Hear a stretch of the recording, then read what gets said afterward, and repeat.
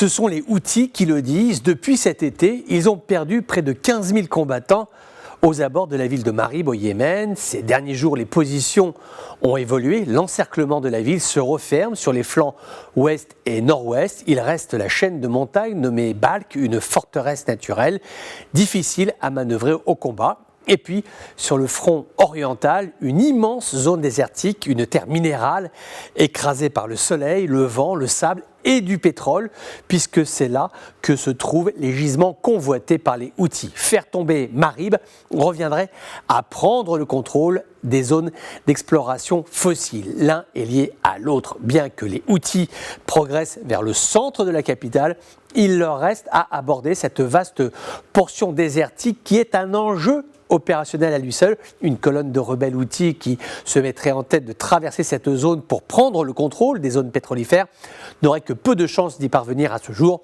Les forces coalisées arabes ont la maîtrise du ciel, ce serait l'affaire de quelques missiles air-sol. En outre, une quarantaine de postes de combat mobiles a été essaimé dans ce désert. Ils tiennent les points d'eau, ils sont prêts à faire face. Cette grande route, la route de Marib al-Abar, pourrait devenir, dans les jours prochains, les mois prochains, un lieu de conflictualité.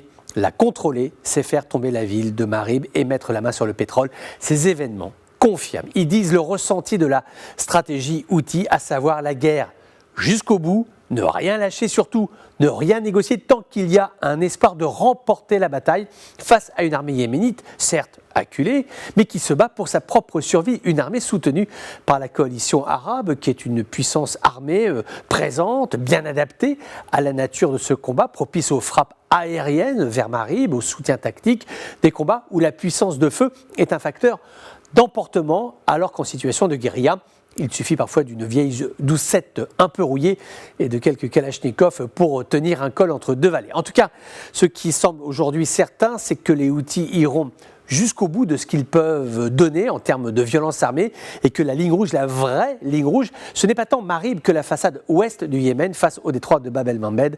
Que la ville tombe, ça c'est une chose, mais que les forces Houthis, soutenues par l'Iran, prennent le contrôle de ce détroit qui est absolument stratégique parce que vital pour le commerce mondial entre l'Asie et l'Occident, cela changerait profondément la donne. Le conflit risquerait de s'internationaliser car un schéma comme celui-ci, l'Amérique n'en veut pas, l'Europe encore moins, Israël n'en parlons pas, ce serait alors le scénario du pire.